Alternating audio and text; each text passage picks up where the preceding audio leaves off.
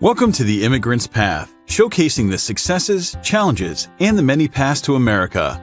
Brought to you by Sarraf Gentile LLP, a New York-based law firm representing individuals nationwide on immigration and other complex litigation matters. Welcome to another episode of the Immigrant's Path. Today's episode, my guest is Tarilabo Koripamo. She is a fantastic artist, and it's a great discussion where we get to see how her life experiences in Nigeria and also in the US, she uses these to create this beautiful art that's really unique to her. Always enjoy my discussions with artists, so I hope you guys like this one too. Thanks. Okay, welcome everybody for another episode. Today I have with me Tarilabo Koripamo. You prefer to go by Tari, right? Yes, Tari. Okay. And Tari is an artist who's originally from Nigeria. I got introduced to her work by a previous interviewee, Sachi Deely. So I took a look at her art. I was really impressed. I reached out and thankfully you said yes, and here we are. So welcome. Thank you for coming on. Thank you so much. Thank you. This is exciting. I really like interviewing artists. One of the reasons is because when I say I have zero talent in art, I mean like less than zero. So when I look at somebody that's a talented artist and I see what they do, to me, it's like magic. It's just something that I can't even conceive of putting on canvas or paper. So I really have a lot of respect and appreciation for what you guys do. And yeah, and I just think it's just the most human of activities when you look at technology and things that can be replaced by computers and robots. The ability to express ourselves through art is just one of those things that's just, I think, is always going to be distinctly human.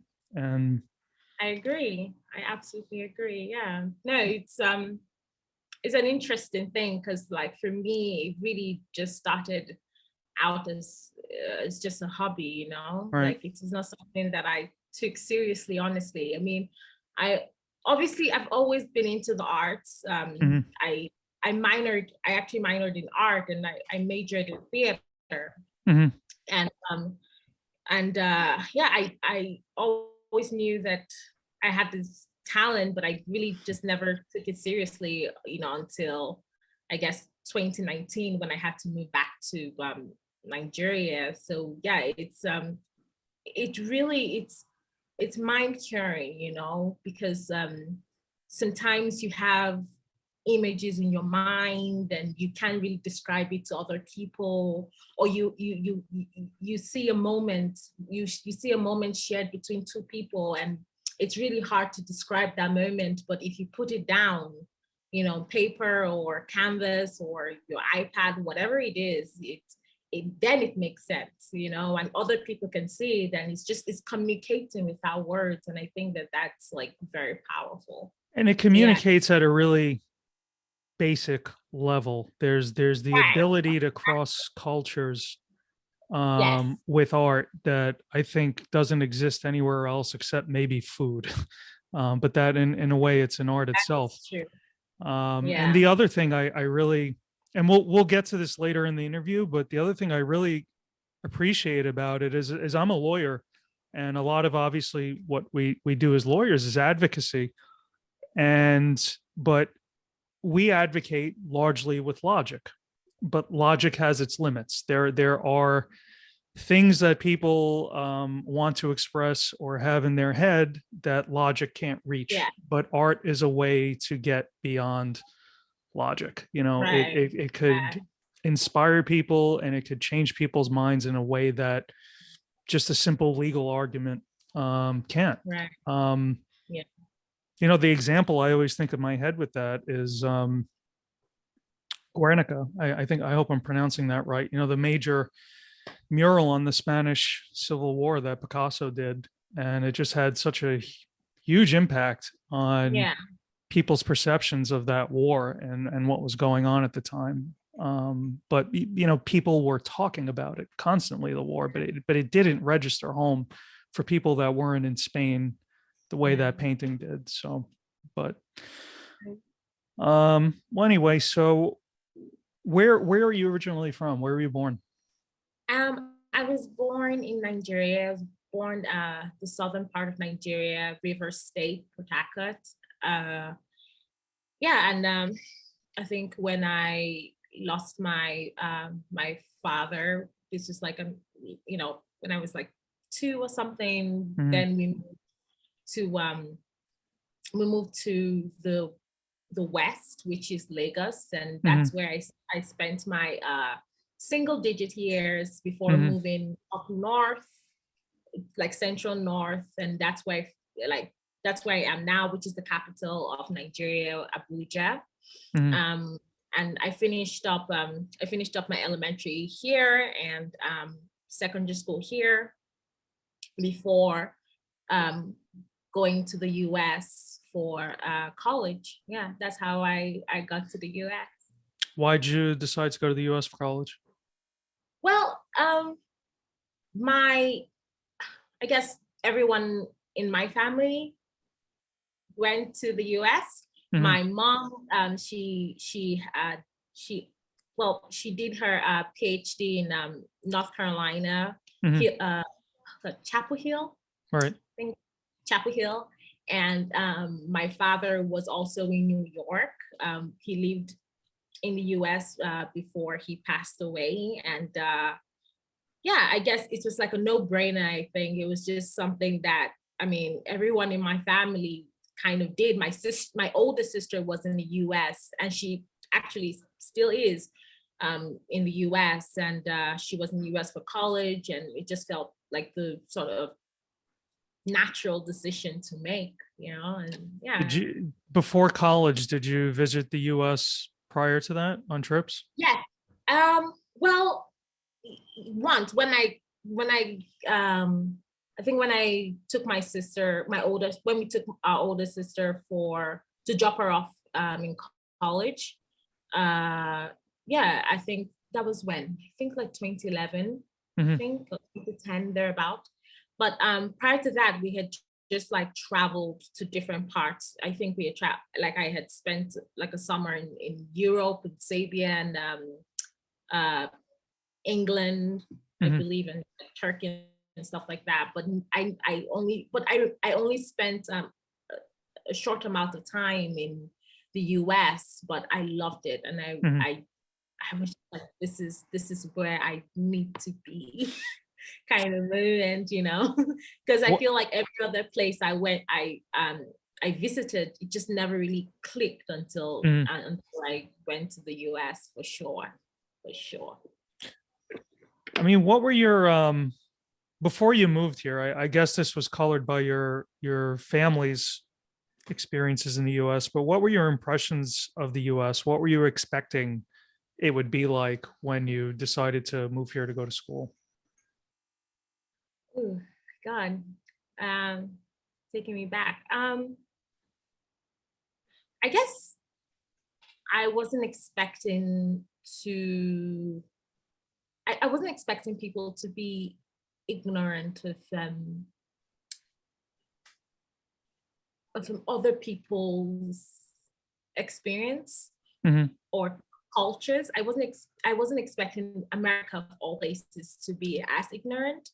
And let me explain why. I don't mean it. I don't mean ignorance in a negative way, but I think that when you grow up and you live in um, in a certain part of the world, like I do, Africa, Mhm. and you always watch American movies, and you always sort of see how they perceive Africans, and how they perceive Africans as sort of like not in the know, Mhm. So you would expect, or I was expecting that they would be in the know of like other people's, I guess, cultures and way of life.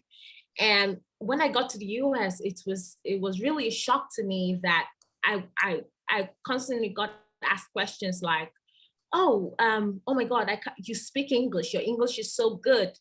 And I'm like, what are you talking about? I was like, my country was colonized by the Brits, right? Mhm. Or I remember this one boy I was in class with, I took a theater class with, and he would just always say, oh my God, I'm so proud of you, the way you came to this country. It wasn't easy, I'm sure, on boats. And I'm like, boats? I don't even, people had this, it was an unintentional ignorance, I will Yeah. say. And I was expecting more, because I feel like here people know about the US. They know things that, like, some like US citizens are not, they don't even, I don't think they really even care to know. I have friends who have like information about how you should do your taxes in America, Yeah. but they've never done taxes before, things like that. So it was I think we're, in the US, we have the benefit or the curse, depending on how you look at it. And you were touching on this, is for better or worse, you look at Hollywood and you look at world culture. A lot of it right. is based off American pop stars and American actors and Right. movies. So there's a certain familiarity, at least with that people outside the US have, that Yeah. we as Americans don't have with the rest of the world. And we're separated by oceans from every place else. So Right. if you don't travel a lot overseas, if you're American, or you Yeah. don't live in a place, like I live in New York City, so I think it's a little different. In New York City, there's such a tremendous immigrant population, and there's such a tremendous Right. back and forth between Yeah. places that I don't think you see it as much in certain parts here. But for the majority, it's as you described. Mm. It's ignorant, but it's kind of naive in a lot of Yes. ways. Yes. Naive too. Yeah, And we get definitely. such a distorted view of countries too. Like Nigeria is a really good example of that, because if you spoke to somebody in the middle of the US that has no connection to Nigerians whatsoever, and you ask them, the image in their head will be with lions and zebras and kind of, like Right. that. If you Yeah. talk to somebody in Houston, Texas about Nigerians, their impression is going to be that everybody in Nigeria is an engineer or a PhD Yeah. in something or another. It's a completely different perception that they'll Yes. have. And, both are kind of inaccurate. True. It's, like any other country, it's Right. just much more textured than that. But I mean, that's Right. generally, I think, the It's impression. just it's just what it is, and I think that, like, I'm sorry, what did you say?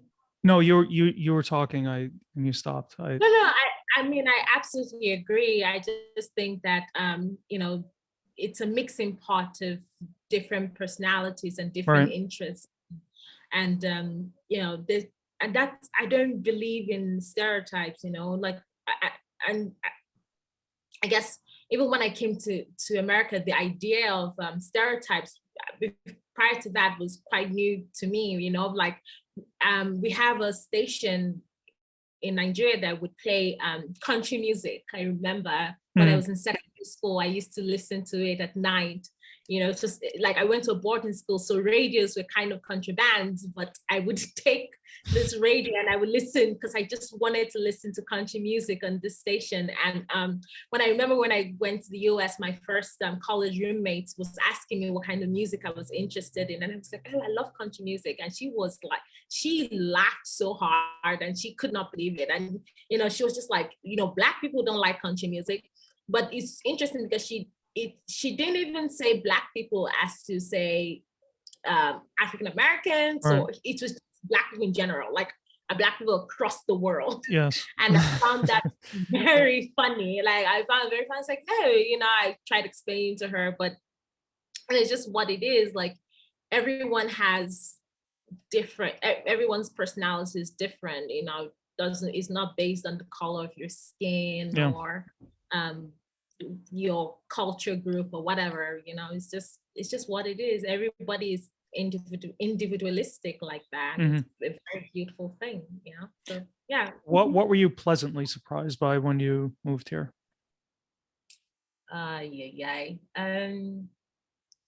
Pleasantly surprised. I like the food. I know Where I did you know. where did you live in particular? Was it North Carolina? Yes, Okay. I lived in North Carolina. That's where I went to school.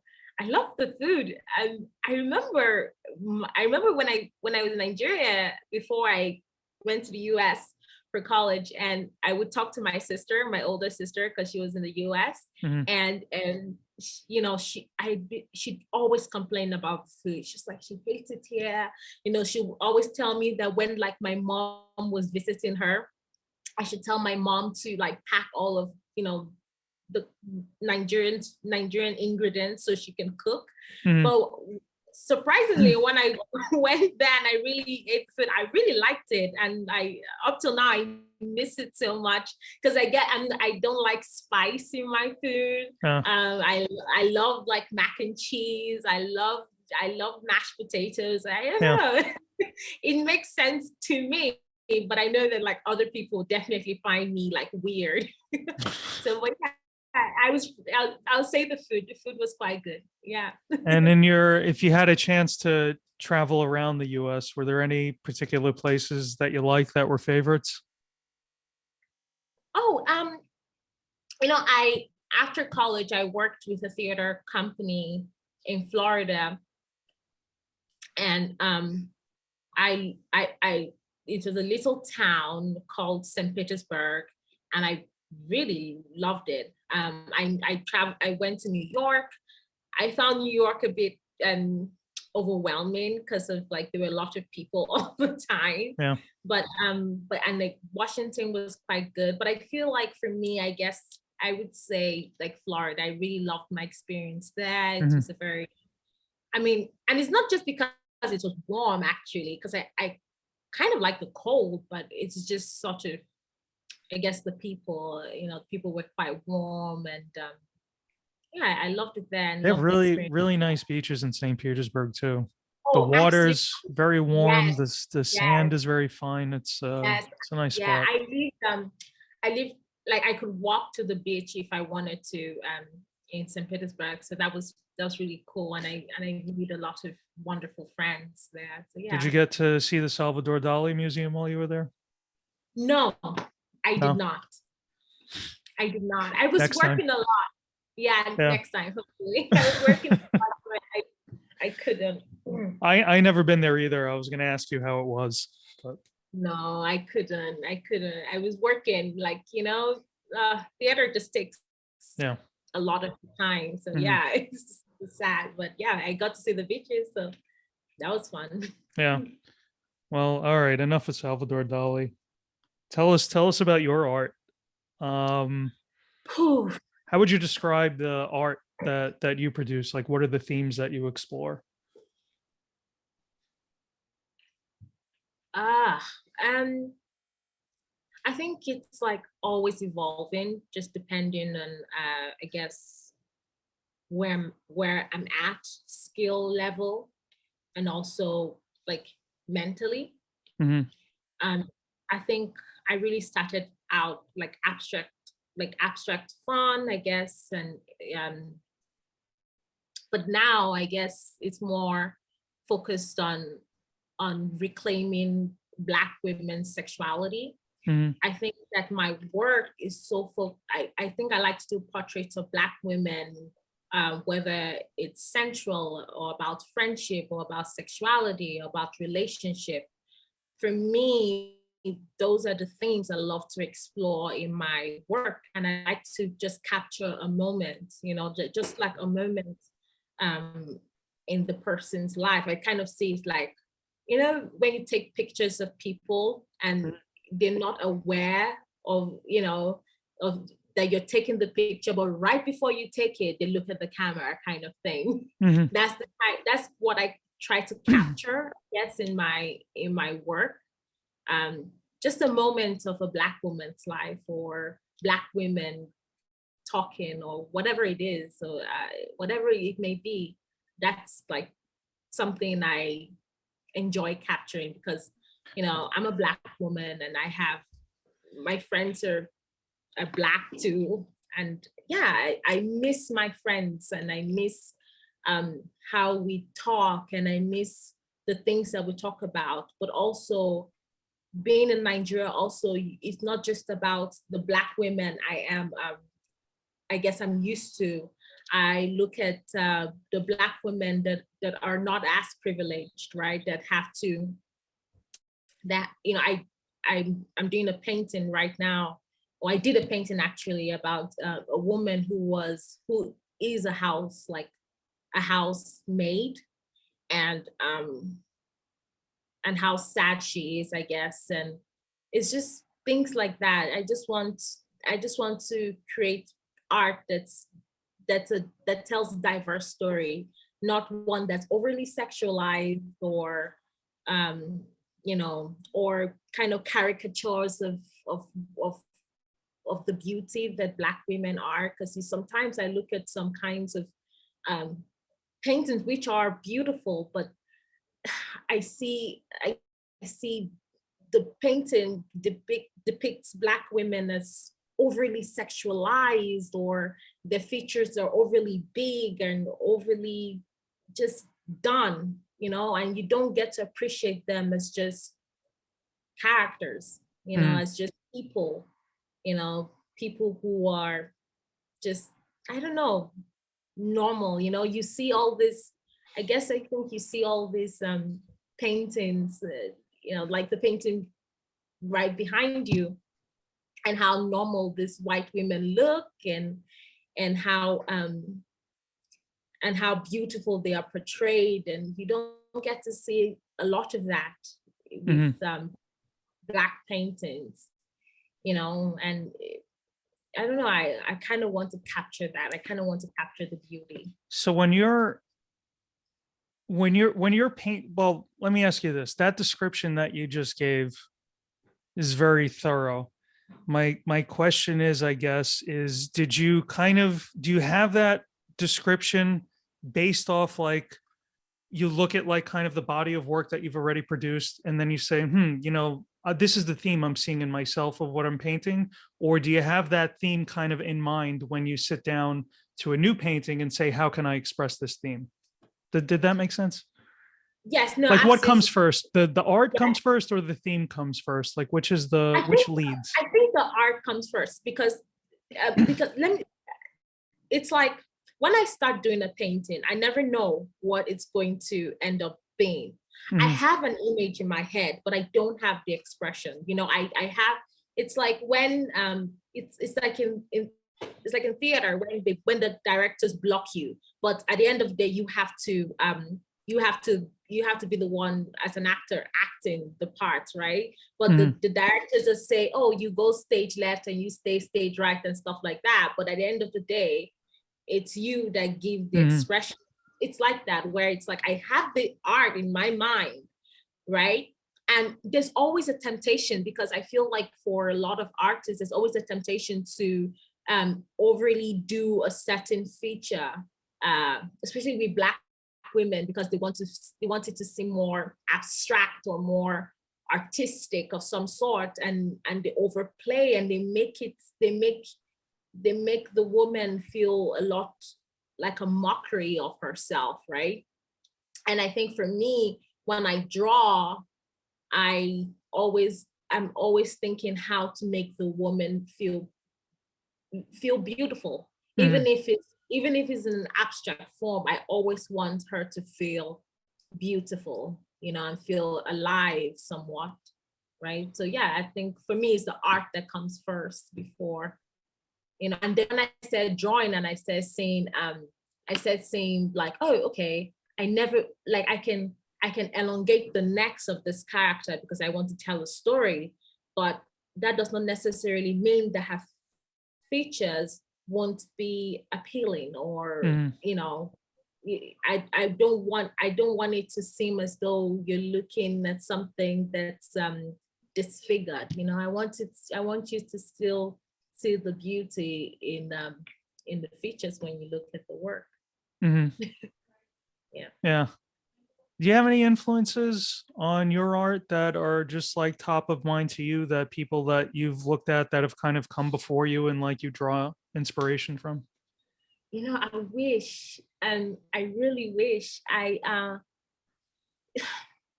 think everything I do it's from my mind. Mhm. And I don't know. I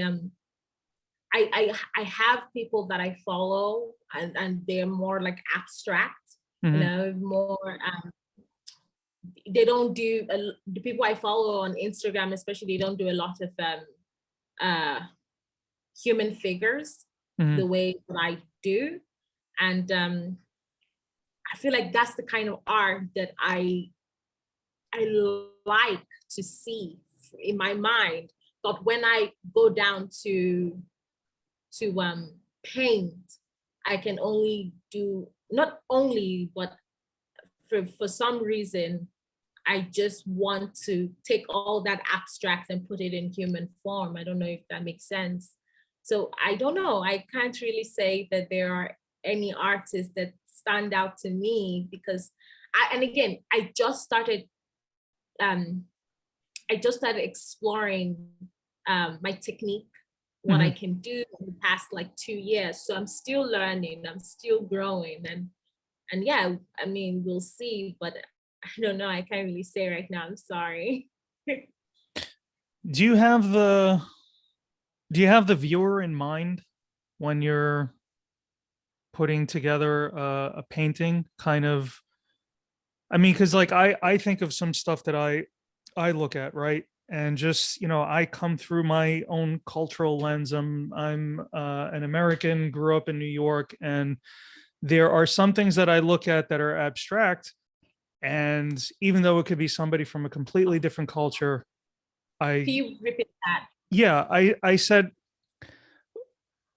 if I was asking if you have the viewer in mind when you make something, and just what I was thinking was, is just everybody has their own kind of life experience and cultural lens that they look at, that you have when you look at things, right? And so, Yes. for instance, there are some things that are, I'm thinking of abstraction in particular. There are some things that I look at that are abstract, and I feel like it's a communication at such a basic human level that the culture really doesn't matter. The gender doesn't matter, the age, the time which it was produced, it doesn't matter. It's just a complete basic human thing that's being communicated.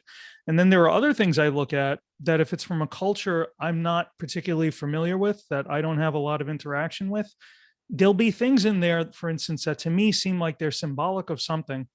But for me to really understand the symbolism of that, I'd have to have more familiarity with the culture. So I guess what I'm asking is that, like, I know, like, a lot of the work that you do, you obviously have a Nigerian cultural heritage, and you're Nigerian, so that's going to come through in the art. Do you sometimes kind of think of, well, somebody who's not Nigerian, will they understand kind of what I'm putting here, or do you worry that the person would have to have the same background as you to understand it? It was a long question. I know. Did it make sense? No, no, no. Yes, it makes perfect sense, actually. You know, w- hmm, where do I start? Okay, so um, when I draw, Hmm. especially now that that my work is evolving and always changing, I think about things like classism and colorism. Hmm.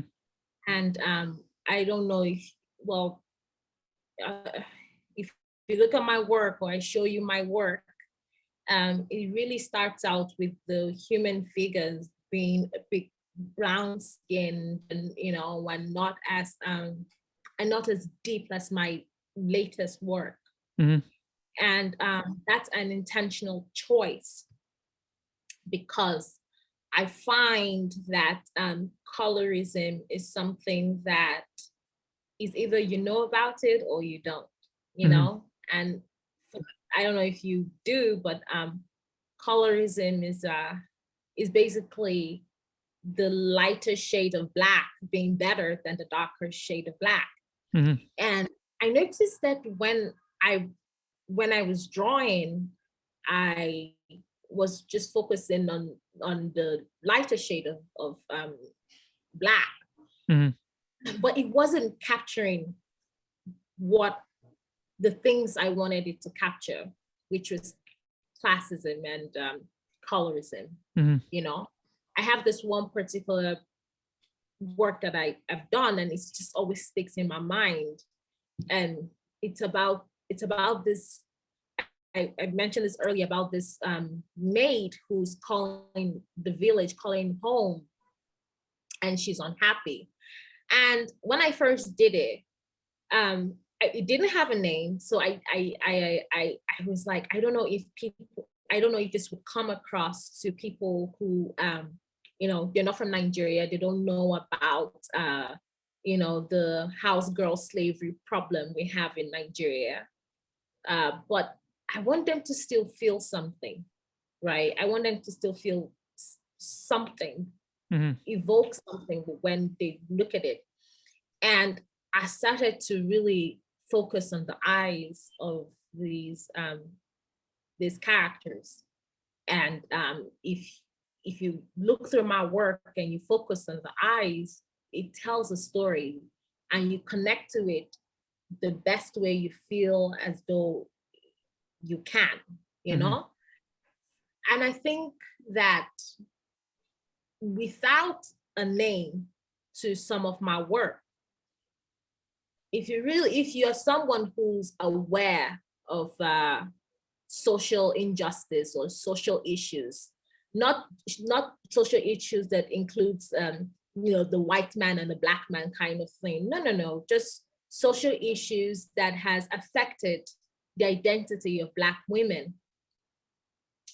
If you pay attention to those kinds of issues, I think that when you look at my work, it's self-explanatory, and I think for me, that's the best way I can explain it. I don't know if that answers your question. It does. And it kind of goes back to what I was saying in the beginning of the conversations. One of the things I really admire about artists is you have the ability to humanize an issue like you're describing in a way that it's very difficult to do just describing it. So you could, what it does is it evokes a humanity. It's one thing to talk about facts and statistics and all that, and that a lot of times it just goes over people's heads, or it doesn't really land close to home. But when you're able to put those eyes in front of somebody, and you're able to communicate what's going on with that person through their eyes, that's a whole nother level of learning about something. So that's a superpower. If you can do that, that's a superpower, right? Thank you. No, it's true. I feel like for me, it's all about what the viewer says it is.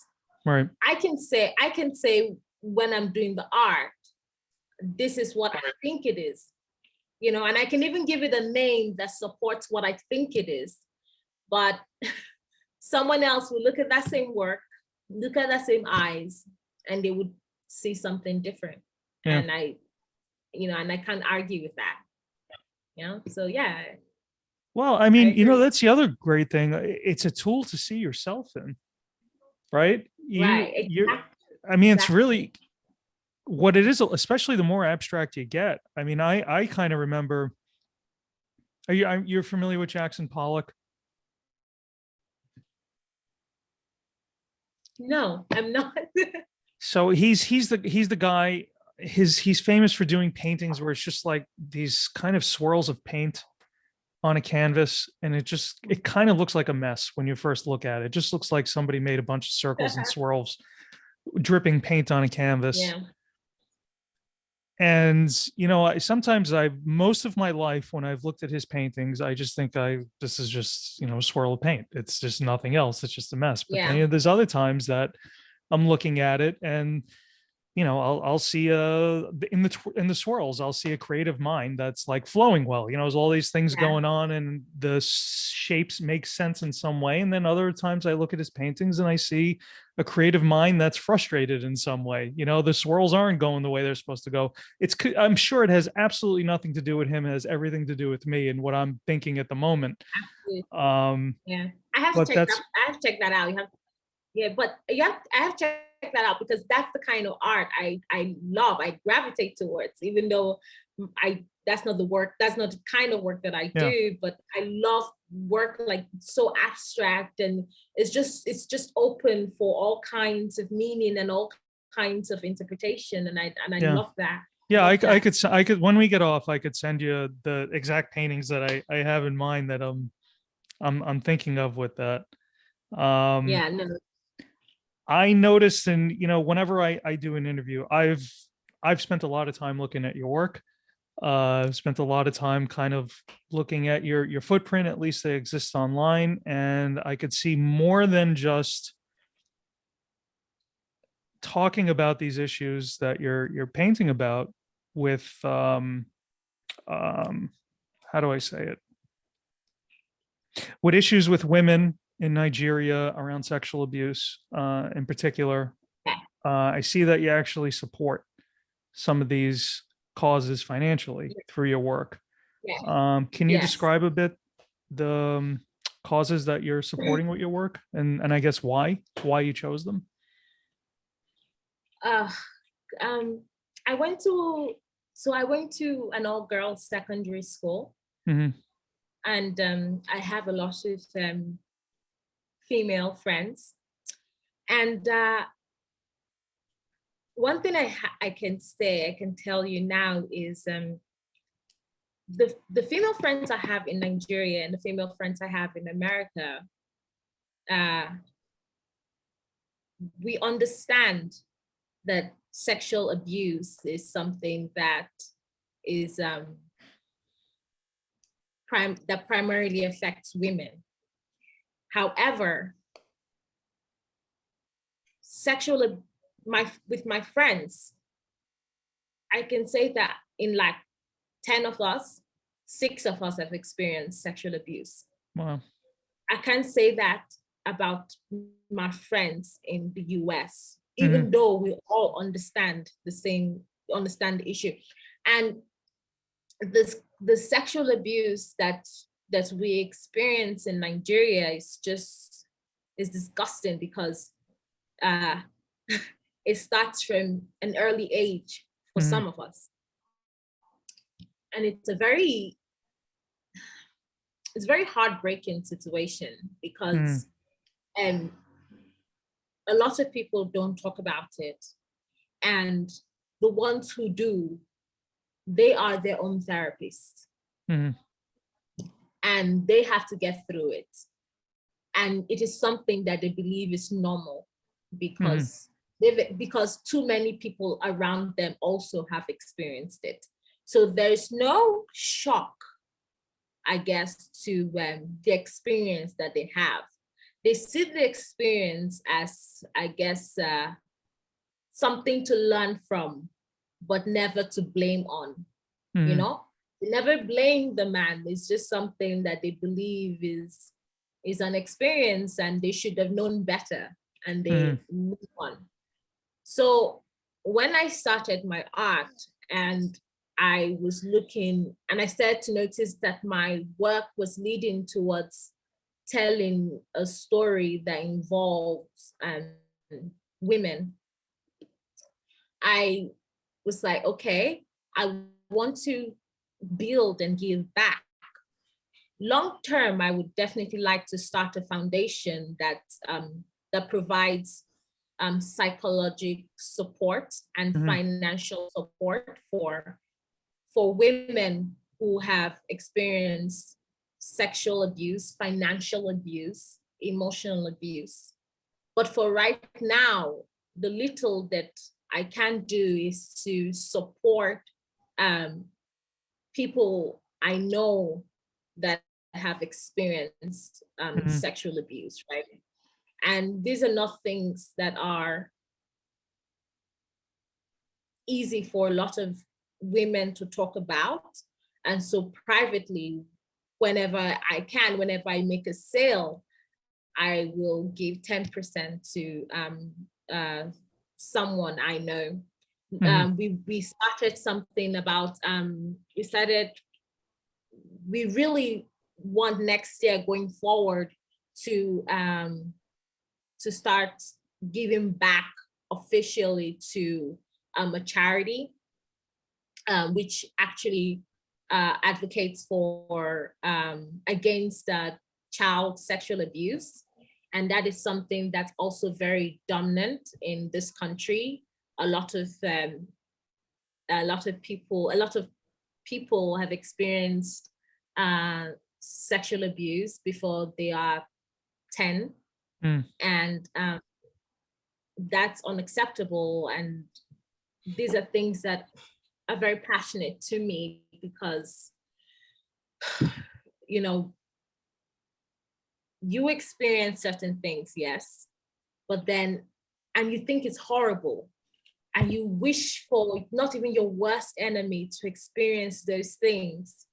And then your friend is telling you that they have experienced the same thing. And I feel, for me, just ignites this passion to want to do something about it, because I feel like our government is just very ignorant in an intentional way about these issues. And it's up to the citizens, up to people like me and other people who are doing amazing work out there, more amazing work than I'm doing, because I'm just starting out, to I guess help in this crisis, because it is a crisis. And I don't know, it's a very sad and thing. And I mean, I could talk about it for hours, but basically I do whatever I can to support and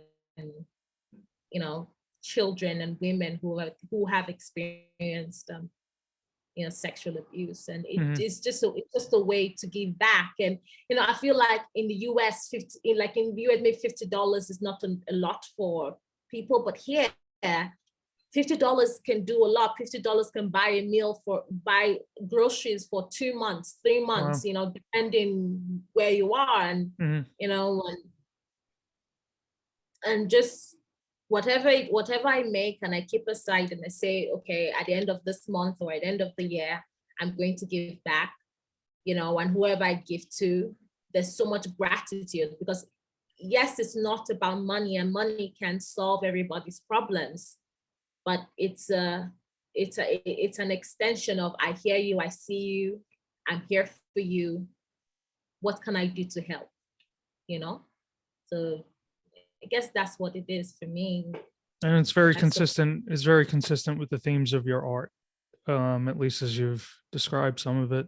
You're not only you doing that for money, that you're giving people a sense of being acknowledged, but you're probably also portraying them in a way that's beautiful and gives them a sense of being beautiful that they may not get elsewhere in their lives.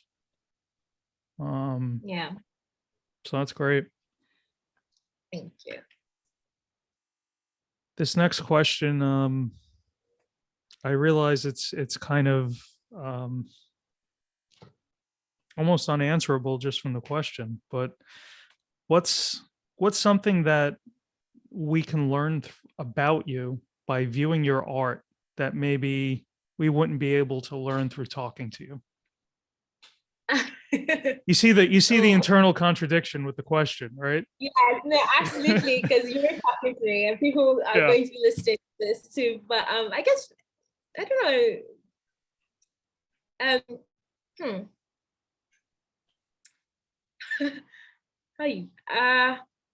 I'm a very colorful person, and let me explain. I think that if you don't know me, I've definitely gotten, if you don't know me, if you've never talked to me before, I've gotten that, like, you look kind of mean, you look you look as though you're not, and then I smile and you're like, Yeah. oh, you are friendly or you are warm. But I guess people who don't know my art, right, or they're just seeing my art for the first time and they don't know who I am, I guess maybe I am truly a colorful person. I think that it doesn't matter what subject matter it is I'm painting about. I always want to use vibrant colors because I never want to dull the mood. You are coming to see art. It's a happy experience. Whatever you're getting from it is just a moment before you move to something else, you know? But it's still color, it's still art, you know, it's still images. I wanted to attract people, and I guess maybe that's my personality, where it's like I know that I can be a bit deep, if that's the word. For people who know me, I can get into very intense conversations about life and politics and whatnot and injustice and all that. But at the end of the day, I still want to laugh, and I still want to just color the world with beauty and fun, because the world is beautiful, you know, the world is filled with goodness. And so when you look at my art, right, it can be a serious subject matter, but at the end of the day, it's still just art, you know. So I guess I want to ask this question in a different way, and maybe the answer is the same. When you look back at the work that you've produced thus far, what have you learned about yourself that you didn't know?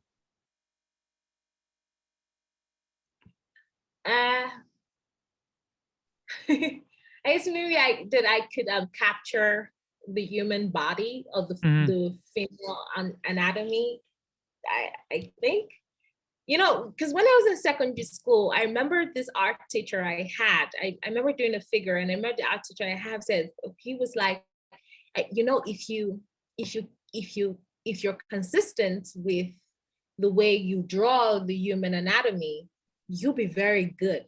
But I never really believed it, because when I look at my work as an artist, I kind of just always think, oh God, is this good? Is this good? You know, and everyone else is kind of like, oh yeah, are you kidding?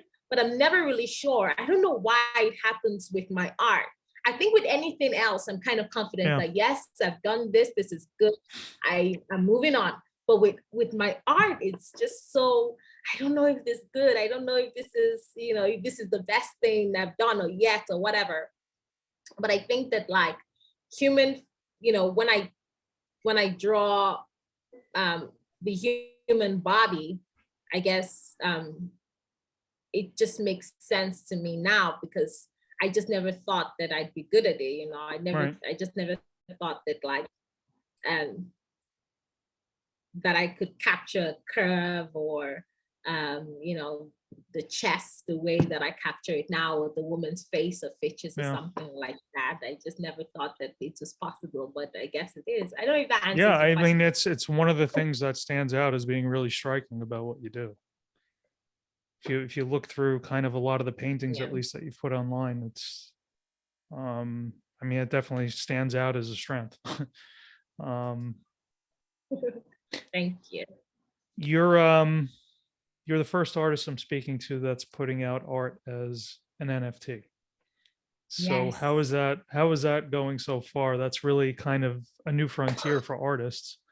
Oh, absolutely. You know, so when I as I said, I started selling my art last year, and I was having trouble with, you know, the print providers, and I knew that I wanted my art to be of a certain quality, which it was, you know, and I loved it. I loved most of the quality, but then there's sometimes it's just kind of like, no, let's take it back and redo it because the color isn't quite right or something like that.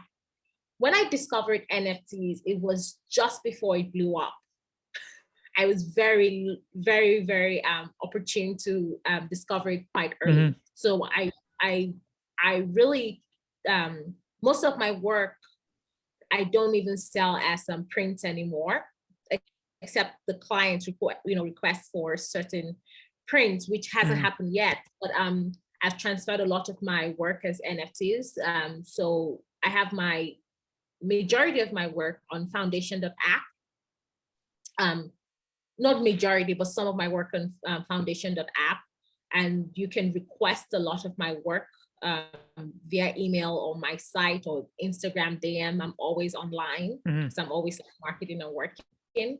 But I feel like NFTs are a very wonderful way to put value on digital art, because I think that for the longest time, I remember wanting to sell to this client she's an actress, she's quite Hollywood or so, but she had DM'd me about a certain piece that she really wanted. And then I told her the price, and I remember her saying, "Oh yes, definitely, I'll get it." And then she comes back and she said, "Wait, is that a digital painting? Will it come as print?" And I remember saying, "Oh yeah, it's going to be a print, but it's going to be great quality. I take my time, blah blah blah." And she doesn't respond. I just remember she goes, "Oh, I thought for that price, it would be a painting, like a traditional painting." And I just remember being so sad about the whole thing, because I was just like, it's still art, like it's still an image. What's going on, right? But for me, I feel like NFTs now it adds so much value to what we're doing, or what a lot of digital artists are doing, where it's like, I can put this work up and I can sell it for any amount I feel that it is, because I put a lot of time in this artwork, and this is the value, and it holds worth. And I think that for me, that's how I look at a lot of digital art. Do you do it on canvas and then take a photo of it, or do you do it on a computer like a graphic designer when you do an NFT? Yeah, I do. I do it on. It's because I don't have a lot of the I guess the apps that people use, or the the technology a lot of people can pay for. So I do it on my iPad. And I start from scratch. There's technology now, if like you're into digital art, where it's like you can get like a model of the body you want, and you can just paint over it or something. But for me, I start from scratch on my iPad, and I use this illustration app that is just a blank page, and you just start from scratch, and you just create whatever you want. And that's what I do. So sometimes it can take me a couple of days, weeks to finish creating a piece. And it's sad, because prior people just did not care if it's not like traditional art or something like that, which is sad. But I can also do traditional art. It's just I just choose. Well, it seems to be changing. NFTs seems to be getting more popular. I mean, this is an area where I confess ignorance. I'm really not that up to speed on NFTs, but what I did hear is part of what's so game changing for artists is that my understanding is that with an NFT, you're able to get paid on transactions that happen after you sell it. Yes. Right. So like where an artist traditionally you sell your painting to a group of collectors, you become a giant hit. They go and sell the paintings. You don't get any of that. They're the ones making all the money.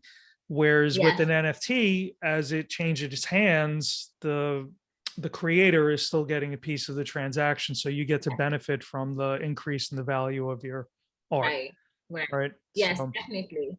Yeah. No, so it's a very cool, it's a very cool way of artists getting paid now and getting recognized for their work continuously, right? So yeah, I like that. Are you still acting? And no, not recently, no. So goodness, no, I'm not acting currently, which is sad because it is my first love. I've always loved acting. I've always loved being on stage. But it's just not something that can happen now until I get back to the US. Are you planning on coming back to the US? That's a very good question. I'm not necessarily sure now because I know that there are two options that's happening. One is my mom's working on my permanent residency, so my green card, so I can get back to the US as soon as possible. But also, I have a company in the US that I'm trying to see how it can get me to the US for work. You know, I have a couple of exhibitions, one in the US coming up next year with Sachi actually. So I'm looking forward to that, and hopefully you know, that can result in me getting back to the US. It's a very sad thing because I feel like with immigration laws, they don't cater a lot to artists, you know, and not just even, you know, my kind of art, but just actors in general, right? And you know, a lot of the time there's like H-1B for like techs and doctors and engineers and all that stuff, but they don't cater to the small people. Well, there is a visa that's available for artists. It's the O visa is for artists. So it's geared a little more towards people that are at a more mature stage of their career than people that are younger and just starting out. So that's that's a little bit of an issue, but that's, you know, that's going to be an option for you. You know, if either today or at some point in the future, that will likely be an option. It was definitely an option when I was in the US, but it wasn't possible at the time, you know. So you know, I couldn't do that. But in general, like, I love acting and I would love to get back to it. But right now I'm very happy with the art I'm creating, right? I do miss theater and I do miss being on stage, but it's just what it is. You know, it's just for the moment kind of thing. Well, I can't wait till you come back here. So thank you. Hopefully I get in person. That would be great. There's a lot of stuff for artists in New York, so maybe, you know, it'd be a good place for you to stop. Absolutely. So for people that are listening and they're interested in seeing some of the work that you've created and potentially buying it, where would you steer them to? Where should they look? First, my Instagram, which is Korita by Korita. Then my website, which is koritabykorita.com. And then you can find my NFTs on foundation.app. The link is in my Instagram profile, but it's still Korita by Korita. And I'll put links to these in the description, so people can find that. So, but yeah, it's you can find my art on the foundation.app, my NFT art, and you can also request my art via email, korita.tarilabo@gmail.com. Yeah. I have one more question. What's Korita? What does it mean? Is that a person's name, or is it what does it mean? It's just Tari, so it's Ta and Koripamo Ko. So the Ko comes before the Ta, so it's Korita. So it's like Tari, Yeah, the re comes got it. before the ta, and then it's just Korita. That's what I it got it. is. It's just a play Okay. on words. Anything you'd like to add before we go that we didn't get a chance to go over? Uh, just support artists, support digital artists, support traditional artists. I think that's it. I think that's what we've touched on that. And for me, that's the most important thing. Okay. Yeah. All right, Tari, this was great. I really had fun having you on. So thank you again for taking the time to do this. I really appreciate it. Oh, thank you so much. Thank you. Thank you for having me. Thank Absolutely. you.